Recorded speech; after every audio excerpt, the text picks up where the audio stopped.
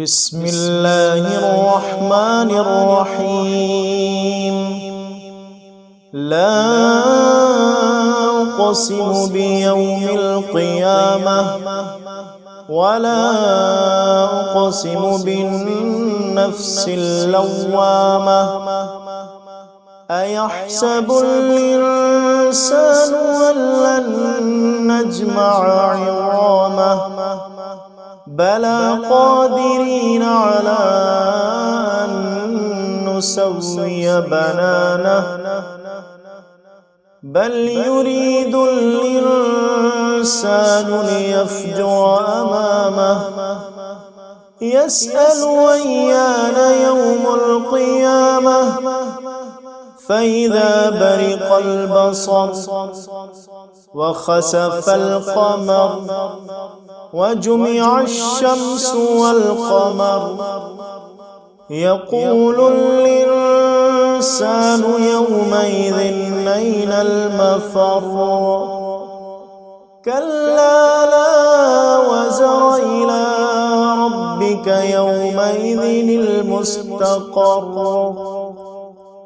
ينبأ الإنسان يومئذ بما قدم وأخر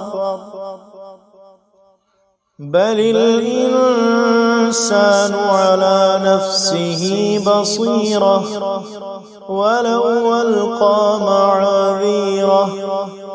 لا تحرك به لسانك لتعجل به إن علينا جمعه وقرآنه فإذا قرأناه فاتبع قرآنه ثم إن علينا بيانه. كلا بل تحبون العاجلة وتذرون الآخرة وجوه يومئذ ناظرة إلى ربها ناظرة ووجوه يومئذ باسرة تظن أن يفعل بها فاقرة. كلا إذا بلغت التراقي